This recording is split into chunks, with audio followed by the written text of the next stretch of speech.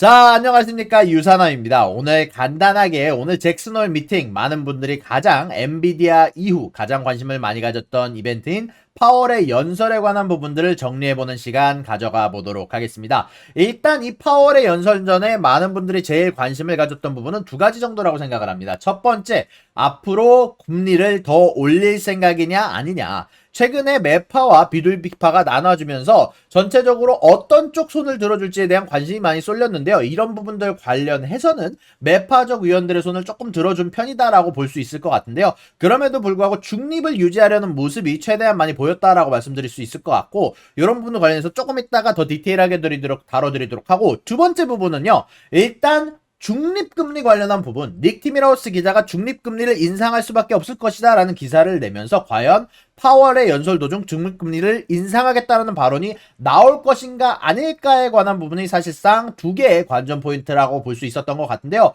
오늘 파월 같은 경우 연설을 하면서 굉장히 조심스러운 모습들을 매파적으로 보여줬다, 이런 느낌으로 말씀드릴 수 있을 것 같은데, 그와 동시에 선반영되었던 매파적인 선입견에 관보다는 사실 조금 더 낮은 중립에 가까운 모습을 보였다라고 정리를 해드릴 수 있을 것 있습니다. 일단 너무 어렵다라고 생각하지 마시고 간단하게 얘기하면 선반영됐던 것보단 비둘기적으로 나왔어요. 선반영됐던 거는 파월이 앞으로 금리 인상을 더 한다라는 발언을 하고 중립금리를 인상하겠다라는 발언을 할 것으로 예상이 되어 왔는데, 그 정도는 아니고 앞으로 우리는 데이터를 보고 판단하겠지만 인플레이션은 상방을 향해 있고, 만약에 인플레이션이 상방을 향한다면 우리는 언제든지 금리 인상을 더 할 준비가 되어 있다. 그리고 우리의 인플레이션 목표는 2%다. 이건 변하지 않는다. 그리고 현재 경제가 너무 강하기 때문에 이 높은 GDP 상승률을 우리가 사실상 지속 가능한 GDP 상승률 혹은 성장세가 아니다. 이걸 낮추기 위해서 우리는 금리 인상한 상태를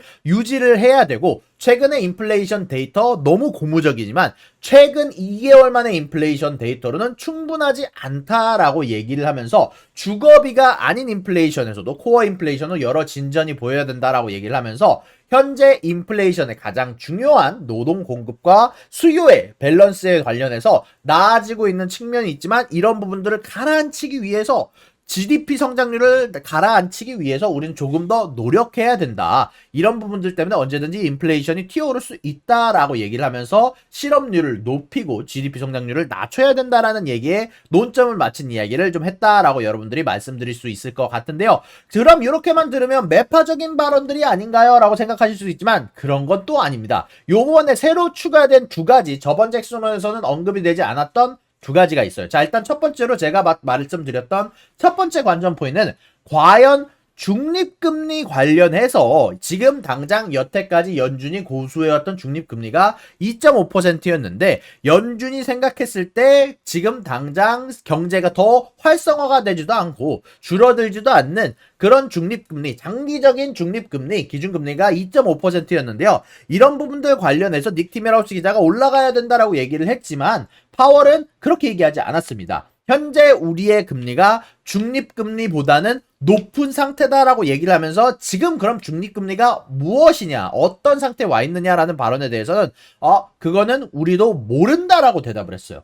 그러다 보니까 중립금리가 오른다라는 얘기는 아니거든요. 그러다 보니까 시장 쪽에서는 충분히 좋아할 만한 여지의 발언을 좀 남겼다라고 생각할 수 있을 것 같고요. 그리고 많은 분들이 생각했던 것처럼 완전 매파적인 애들이 주장을 하던 우리는 금리 인상을 무조건 한다, 인플레이션 데이터가 여전히 높다, 금리 인상 무조건 한다가 아닌, 인플레이션 데이터 많이 낮아졌다, 다만 여전히 높은 상태이기 때문에 앞으로 데이터가 나오는 거 보고 따라서 금리 인상을 추가적으로 할 수 있다라는 스탠스를 보인 거기 때문에 완전 매파들 친구들을 따라서 이야기한 것은 아니라는 말씀 드리고 싶고요. 그리고 중립금리 관련해서도 닉 티밀하우스 기자가 언급했던 것만큼 올라간다에 치중된 발언은 아니다라고 여러분들에게 전달을 해드릴 수 있을 것 같아요. 두 번째로는요, 제가 가장 재밌게 봤던 발언입니다. 사실 이게 연준의 회의록에서도 언급이 되면서 제가 그때 야 이거 대박인데요 라고 얘기를 했던 부분인데요.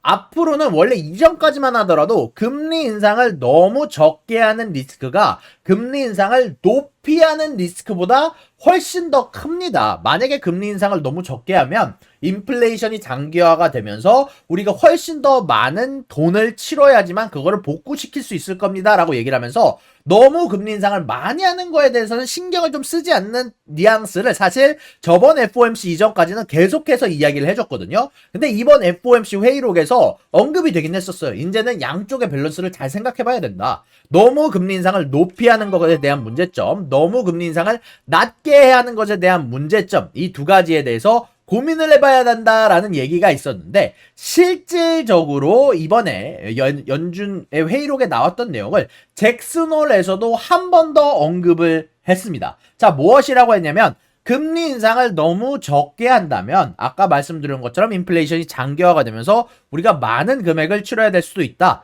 동시에 만약에 금리 인상을 너무 오버 긴축을 한다면, 긴축을 너무 많이 해버린다면 지금 우리가 경제에게 불필요한 함을 줄 수 있다. 불필요한 피해를 줄 수가 있다라고 얘기를 하면서 사실상 이 두 가지의 밸런스를 잘 맞춰 가야 된다라고 얘기를 했어요. 그 말 뜻은 금리 인상과 금리 인하 잘 고려해서 선택해야 된다는 뜻이에요. 예전에는 금리 인상을 할 때 덜 금리 긴축을 할까봐 그쪽 리스크가 더 크다고 했었는데 이제는 그쪽 밸런스가 맞아져 간다는 뜻이거든요. 그리고 파월 연설 중에 나왔던 단어가 우리가 긴축한 효과가 계속해서 우리가 실질적으로 긴축을 하지 않더라도 효과가 후행하는 효과가 나타난다라는 발언을 하기도 했었습니다.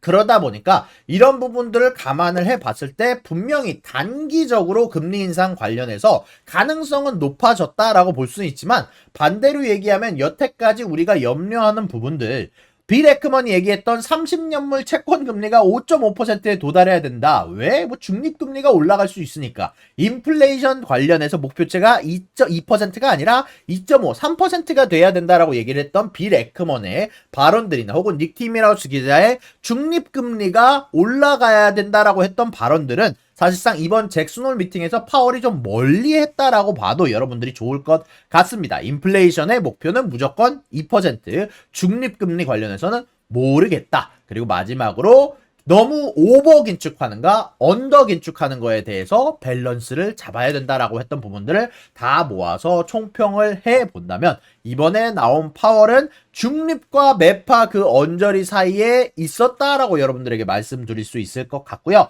확실히 시장이 선반영했던 것보다는 훨씬 더 미온적인, 훨씬 더 따뜻한, 생각보다 덜 매파적이었던 어조로 얘기했다라고 저는 평가를 했다라고 여러분들에게 말씀드릴 수 있을 것 같습니다. 여러분들의 의견들도 꼭 채팅창과 코멘트에 남겨주시길 바라면서 저는 오늘 이만 여기서 여러 이야기들을 마쳐보도록 하겠습니다. 감사합니다.